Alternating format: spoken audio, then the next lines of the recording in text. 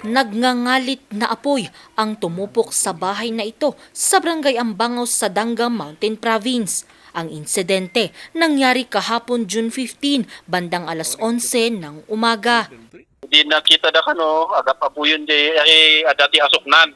So adati apan ng lukatan da nagkwangay, bigla nga timgyap jay apoy. Iso nga jay witness nga nakakita, handa unay nga maituduno, ayan nati nagrugyan na jay apoy ta nagwaras nga jay apoy.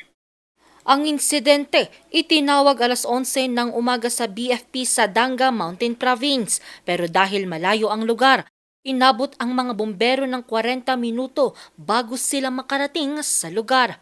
May kapitbahay pero hindi masyadong tao kasi sa mismong baryo, mismong barangay, medyo malayo. Sa ma'am, pag-responde, medyo nahirapan kasi pakyat doon sa pag-responde. Kaya medyo matagal yung truck na umakyat doon.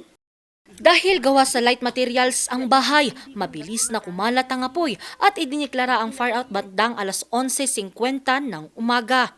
Wala naman daw nasugatan sa insidente dahil nasa labas ang pamilyang nakatira sa nasabing bahay nang maganap ang sunog. Sa inisyal na investigasyon ng BFP, umabot na sa 30,000 piso ang halaga ng iniwang pinsala ng insidente. Para maiwasan ang sunog, yung pag umalis sa bahay, dapat i-check lahat yung mga appliances. Kung hindi kinagamit, tanggalin yung nakasaksak. Tapos, pag luluto ma'am, huwag ng nga panawan ko ma'am, kaya lut-lut tunda, bantayan da, tapno maiwasan, kaya pagkaroon iti accident iti sunog. Inaalam pa ang naging mitsa ng apoy. Ito ang kauna-unahang insidente ng sunog sa bayan ngayong taon. Angel Arquero, RNG News.